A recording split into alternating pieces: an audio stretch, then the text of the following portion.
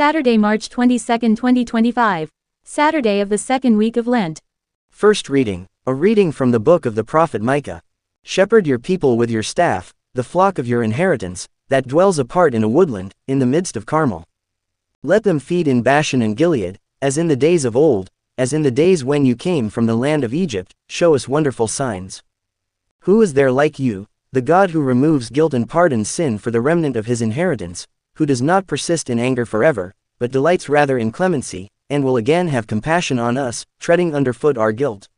You will cast into the depths of the sea all our sins, you will show faithfulness to Jacob, and grace to Abraham, as you have sworn to our fathers from days of old. The word of the Lord. Responsorial Psalm. Let our response be, the Lord is kind and merciful. Bless the Lord, O my soul, and all my being, bless his holy name. Bless the Lord, O my soul, and forget not all his benefits. Response. The Lord is kind and merciful.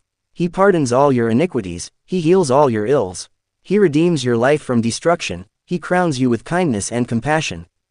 Response. The Lord is kind and merciful. He will not always chide, nor does he keep his wrath forever. Not according to our sins does he deal with us, nor does he requite us according to our crimes. Response. The Lord is kind and merciful.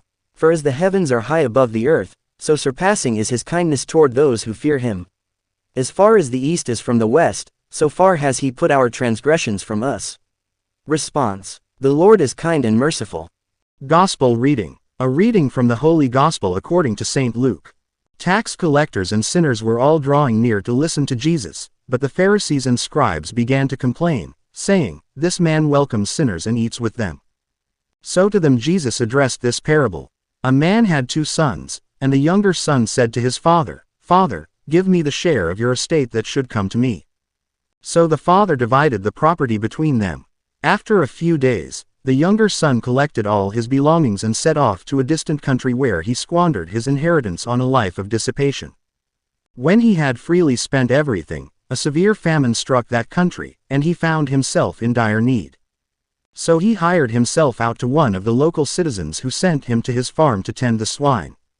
And he longed to eat his fill of the pods on which the swine fed, but nobody gave him any.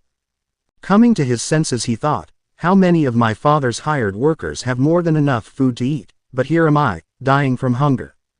I shall get up and go to my father and I shall say to him, 'Father, I have sinned against heaven and against you. I no longer deserve to be called your son. Treat me as you would treat one of your hired workers.' So he got up and went back to his father. While he was still a long way off, his father caught sight of him, and was filled with compassion. He ran to his son, embraced him and kissed him. His son said to him, 'Father, I have sinned against heaven and against you, I no longer deserve to be called your son.' But his father ordered his servants, 'Quickly, bring the finest robe and put it on him, put a ring on his finger and sandals on his feet. Take the fattened calf and slaughter it. Then let us celebrate with a feast, because this son of mine was dead, and has come to life again, he was lost, and has been found.' Then the celebration began. Now the older son had been out in the field and, on his way back, as he neared the house, he heard the sound of music and dancing. He called one of the servants and asked what this might mean. The servant said to him, 'Your brother has returned and your father has slaughtered the fattened calf because he has him back safe and sound.' He became angry, and when he refused to enter the house, his father came out and pleaded with him. He said to his father in reply, 'Look, all these years I served you and not once did I disobey your orders, yet you never gave me even a young goat to feast on with my friends. But when your son returns who swallowed up your property with prostitutes, for him you slaughter the fattened calf.' He said to him, 'My son, you are here with me always, everything I have is yours. But now we must celebrate and rejoice, because your brother was dead and has come to life again, he was lost and has been found.'" The Gospel of the Lord.